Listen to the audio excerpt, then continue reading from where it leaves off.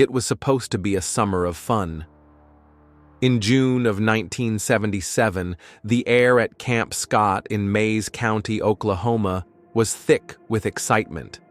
Girls from all over the region had gathered for 2 weeks of camping, hiking, swimming, telling stories by the fire.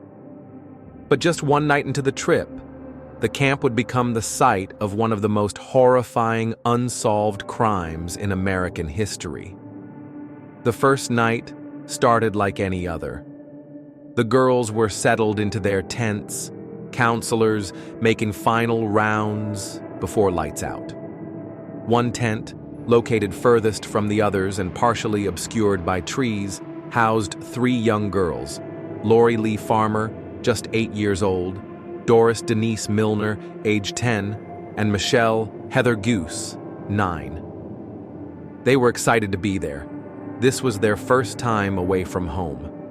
But by morning, everything had changed. Around 6 a.m., a camp counselor heading to the showers stumbled across something strange near the trail.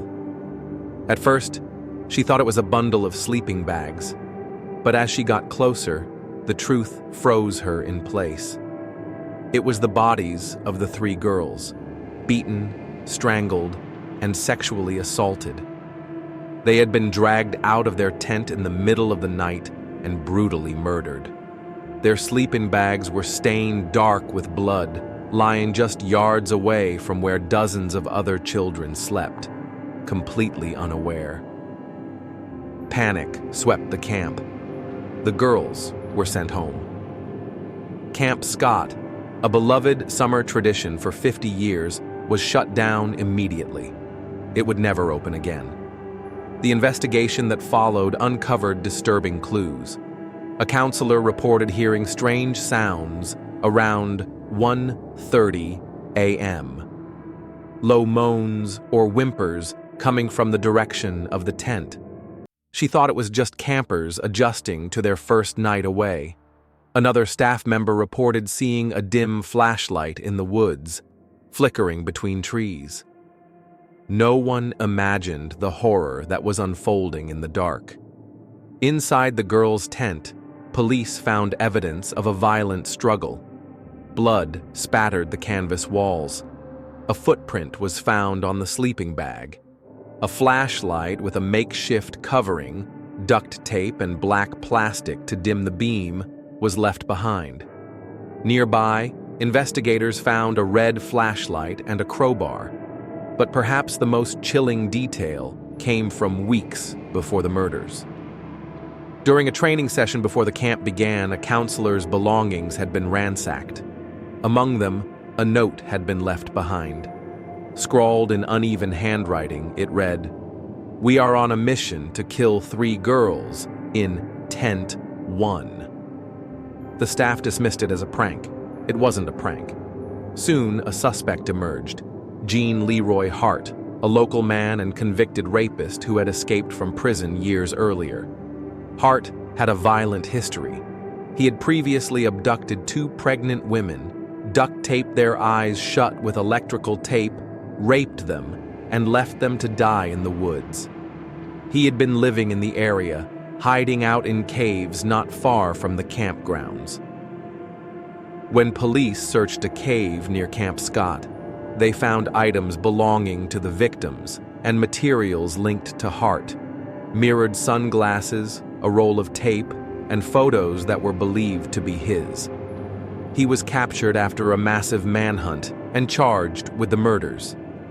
But then, the trial. In 1979, after months of testimony and public scrutiny, Gene Leroy Hart was found not guilty. The jury was not convinced. The case had relied heavily on circumstantial evidence, and DNA testing at the time was in its infancy. Hart never walked free, though. He was sent back to prison for his previous crimes. Just 2 months after the verdict, he died of a heart attack behind bars.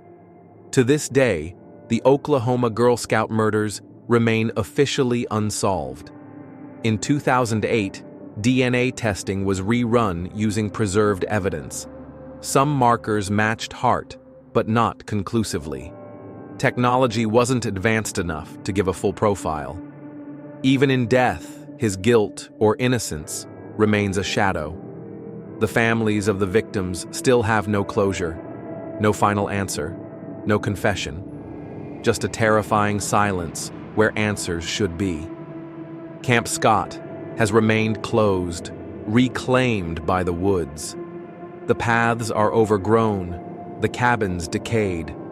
But if you stand in the right spot and the wind is just quiet enough, you might hear the echoes of that first night, when 3 young girls went to bed under the stars and never woke up.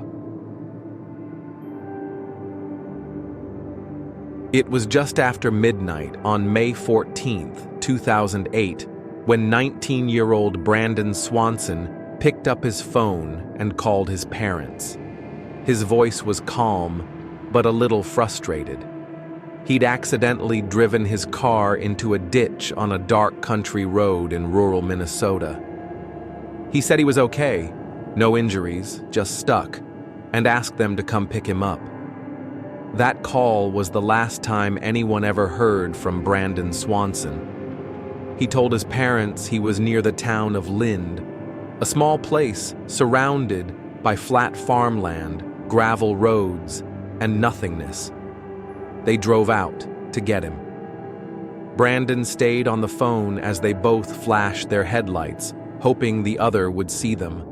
But no matter how many times he said, "Can't you see me?"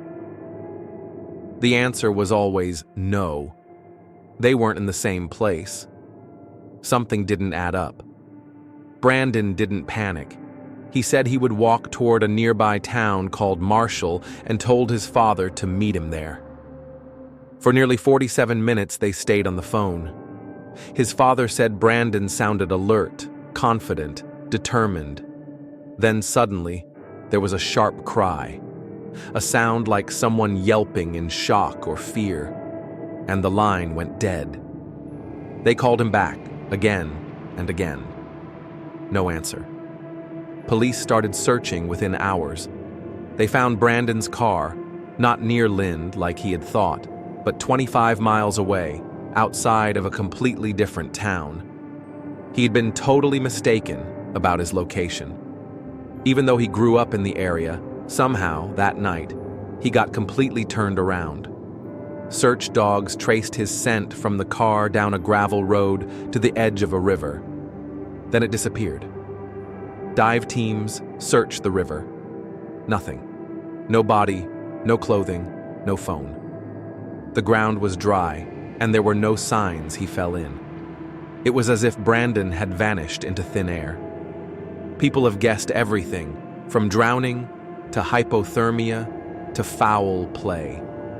But there's one part of the story that sticks in everyone's mind. That last phone call. Brandon didn't sound afraid. He wasn't disoriented or hallucinating. He was walking, focused, and talking, until he suddenly cried out and disappeared. To this day, no trace of Brandon Swanson has ever been found. He didn't just go missing. He was mid-conversation, on the phone, with his father, and then he was gone.